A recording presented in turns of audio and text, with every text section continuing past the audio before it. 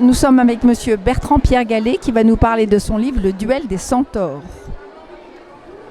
Alors pourquoi le duel des centaures? C'est une longue histoire. En fait, j'avais envie d'écrire un livre sur l'équitation depuis longtemps. J'aime l'histoire, j'aime l'époque romantique, et il se trouve qu'à l'époque romantique, deux grands écuyers qui étaient François Baucher et Antoine Dore se sont affrontés d'une manière extrêmement fondamentale, et qu'à l'époque ça passionnait les gens tout autant que la bataille d'Hernani ou la querelle romantique. Et donc c'était aussi l'occasion de raconter une époque où l'équitation était importante dans la vie de la plupart des gens, et aussi dans la vie du pays, parce que derrière ce débat entre écuyers, il y avait tout un débat sur la cavalerie, sa formation, son organisation.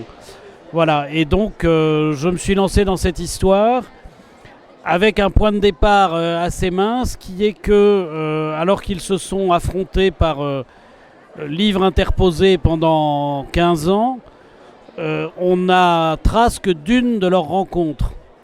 Et en étudiant leurs biographies respectives, j'ai trouvé des tas d'autres occasions qu'ils auraient eu de se croiser. J'en ai un petit peu inventé aussi. Et ça m'a permis de raconter cette histoire, mais en respectant quand même la trame des événements historiques, et en donnant une version romancée, comme si j'étais un reporter à l'époque de certains événements qui ont laissé une trace dans la presse de l'époque, qui en parlait beaucoup, et un petit peu dans l'histoire de l'équitation. Parce qu'il faut savoir qu'il y a encore aujourd'hui des gens qui sont prêts à s'écharper au nom du dorisme et du bauchérisme. Ils ne sont pas très nombreux, mais ils sont assez virulents. Donc on va aborder la deuxième question, qui est la thématique d'Équitalion cette année, c'est le bien-être du cheval. Alors le bien-être du cheval, évidemment, c'est une préoccupation.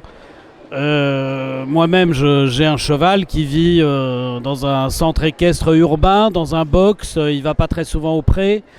J'essaye de compenser ça en l'emmenant un peu en promenade.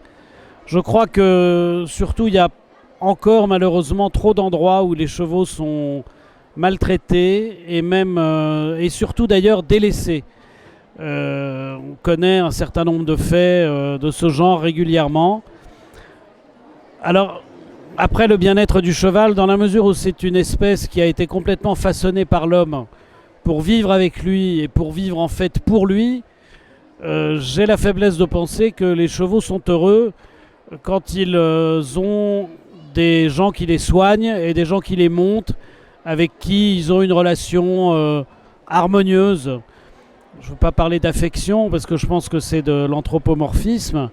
Et donc peut-être que le bien-être du cheval, finalement, c'est ça, c'est d'être bien avec son cavalier et avec son soigneur. Quand c'est la même personne, c'est peut-être encore mieux.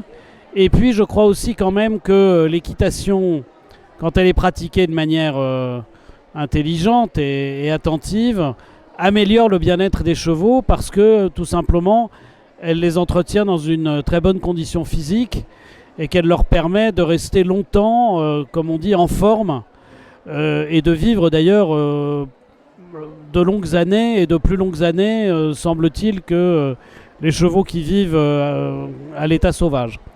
Donc voilà ce que je peux dire sur le bien-être des chevaux. Il y a certainement des progrès à faire.